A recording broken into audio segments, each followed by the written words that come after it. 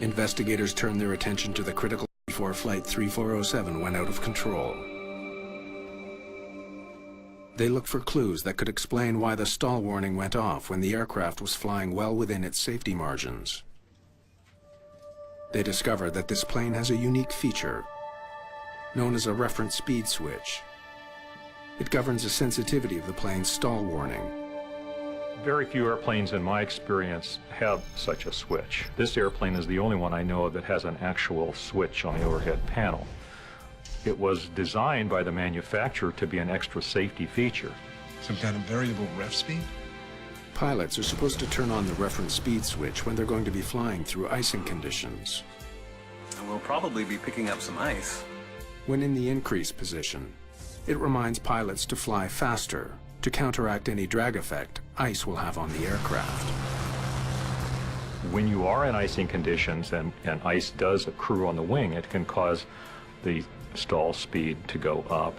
And so this ref speed switch correspondingly causes the warning to come on sooner or at a higher speed. What that switch does is it basically changes the trigger settings for the stick shakers. So we had to ask the manufacturer, how does this switch work?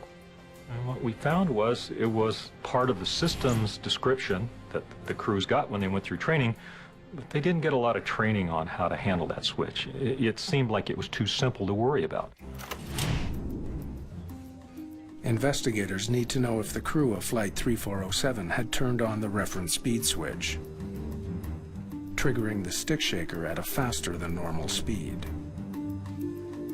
The flight data recorder doesn't show whether the switch was on.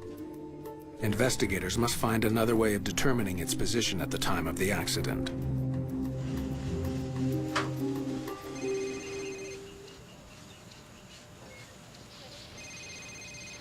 Clint here. Clint Crookshanks is given a new priority. All right, I'll see if we have it. Recover the ice protection panel from the Q400's cockpit, where the reference speed switch is housed. Since the panel was in the cockpit, finding it is a challenge. Most of the front end of the airplane was consumed by fire, and so we didn't find anything except for little balls of molten aluminum, little wire bundles, and a lot of ash.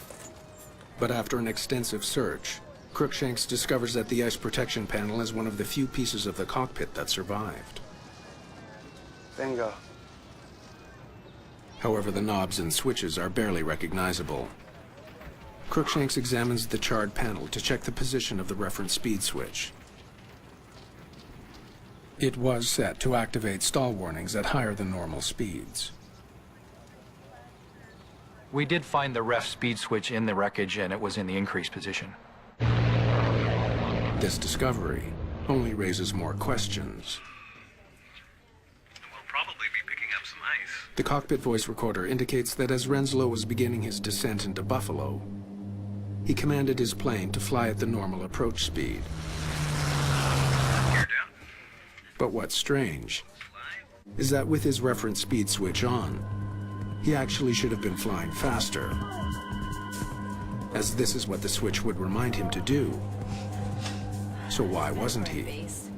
The plane's computer warned the crew to fly faster according to the settings they had configured, by displaying a set of red bars on the airspeed indicator.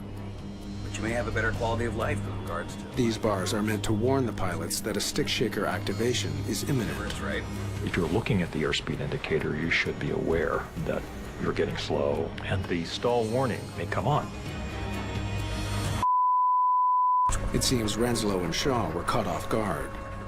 Still, they could have easily corrected the situation. Once the stick shaker activated, they could have turned the switch off, or they could have put the nose down and increased their airspeed.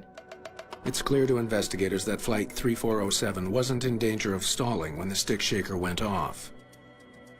So now they need to know exactly what happened after the stall warning was activated.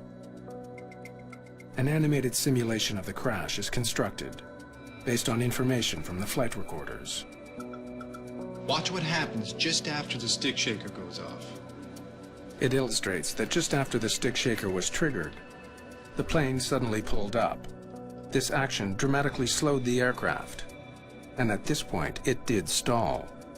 Essentially, the airplane entered an aerodynamic stall from which it did not recover. It pitched over and hit the ground. Investigators are dumbfounded. Flight 3407 wasn't stalling when the stick shaker went off. But a few seconds later, it was. The crew's every action during that brief time now demands careful scrutiny. What did they do? It's a puzzle. How could a trained flight crew take a plane that wasn't stalling, and in the space of a few moments, make it fall from the sky?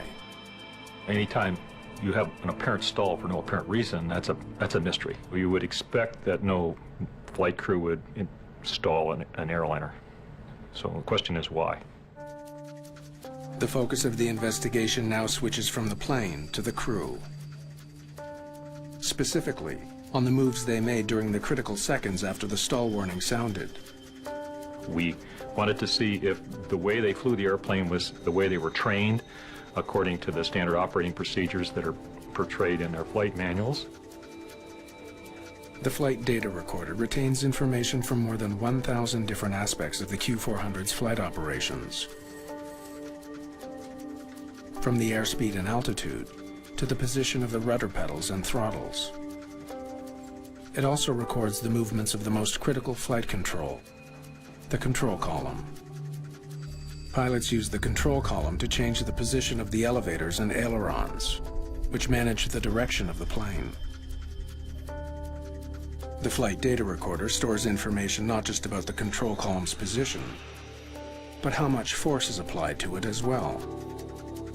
The FDR records what the control positions were. It has sensors built into the control column, it has sensors built into the control wheel. What Scott Warren finds when analyzing the control column's position is horrifying.